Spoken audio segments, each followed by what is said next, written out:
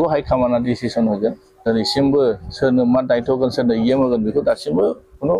पइन्टै बेखौ डिसिसन जाथ'वाखै माने हाइकमान्डआ जिखौ बिबान होगोन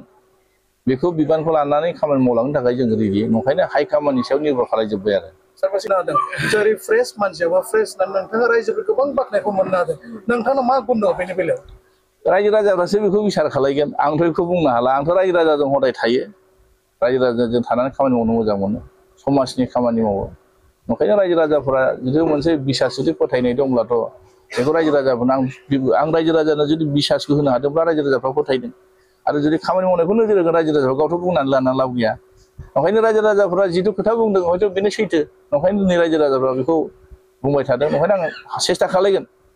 माइन'रिटिनि बेलायाव मा बुंसा माइन'रिटि गोबां नोंथांजों इउनिटि दङ बुङो जे प्रेस मोसाहारि आरो हाग्रामा सारगारजोंनो नांफिनथारगौ मानो होनबा गोबां एडिक्सन जाबाय थांनाय समफ्राव इउपिपिएल बिजेपि गभर्नमेन्टनि रुलिंआव गोबां हारासथि मोनदों होनना बुंदोंमोन मा बुंसा जोङो माइन'रिटिल' नङा बिटिसि ओनसोलाव जिफोर हारि माहारिफोर दङ बयखौबो जों निरापत्ता होनांगोन बयखौबो थांना थानाय अधिकार होनांगोन आरो दिनै बिथांमोना मोनसे सानदों जे सोरजों थायोब्ला जों निरापत्ता मोनगोन मानोना थांनाय 5 बोसोराव जेरैबायदि बिथांमोनखौ खस्थ' होबाय मानसिफोरखौ साइक'लजिकेलि मरेलि बिथांमोनखौ जिबायदि माने अत्याचार भाषाजों जिबायदि शब्दफोरखौ इउज खालायनांगौ बेबायदि शब्दफोरखौ इउज खालायबा बिथांमोना दुखु मोननो हागौ ओंखायनो बिथांमोना गावखौ सिन्था खालायदों सोरबायदि राजनिति दलजों थायोब्ला सोरबायदि नेताजों थायोब्ला बिथांमोना सान्थि गोजोनै थांना थानो हागोन बेखौ सिन्था खालायदों ओंखायनो दिनै बिथांमोना जोंनि सायाव बिसास लाखिदों फोथायदों ओंखायनो बेबायदि भट होदों ओंखायनो जों बे दायित्वखौ जों लानांगोन आरो फासिलिटि खालामजादों नोंथांनावहाय नोंथांनि जेसेबांखिनि जानानै खस्थ' खालामबाय मावबाय नोंथांनि थाखाय गोबां माने गोसो जिउ दान हरसान मावबाय बेनि थाखाय थेंक्स गिभिं मा होनो सार बयखौबो आङो दिनै धन्यबाद होदों बिथांमोना जेरैबायदि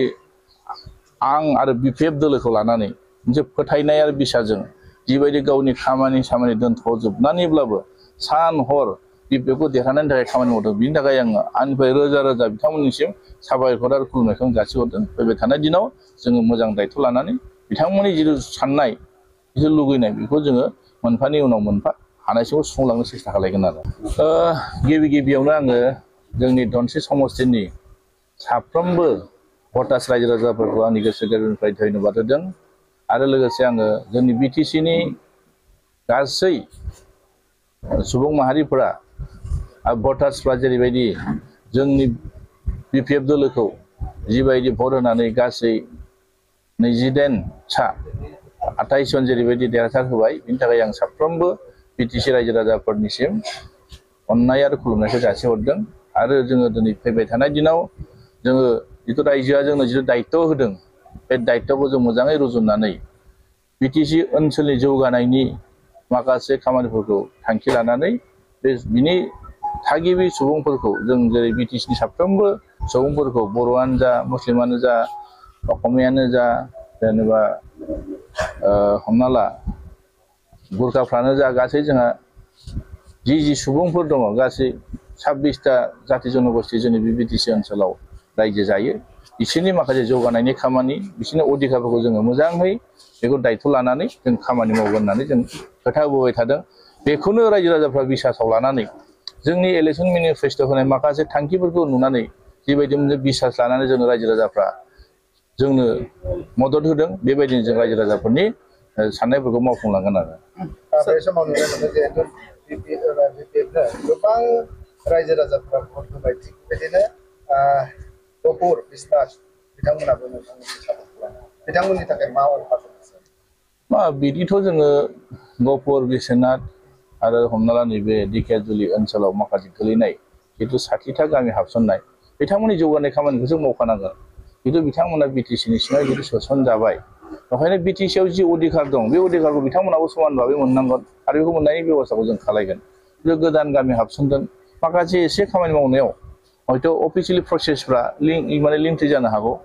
एसे लेट जानो हागौ अब्लाबो जों बेखौ फुललि स्पिड आप खालायनानै बे ओनसोलनि माखासे जौगानाय अधिकारफ्रा जाहाथे थालाङा बेखौ जों मावगोन आरो सार नोंथांनि समस्थियाव गोबां रायजो राजाफोरखौ गोबां फोथायो थिग बेबायदिनो नोंथाङा थानाय बाराव सरकार गैयाब्लाबो आसे दिनै नोंथां बे समाव एमसि जाना थादोंमोन आरो बेबायदिनो देरहाफिनबाय गोबां दायो आसा खालामदों नोंथांनि सायाव नोंथांनि समस्थियाव मा बुंसा बेनि बेलायाव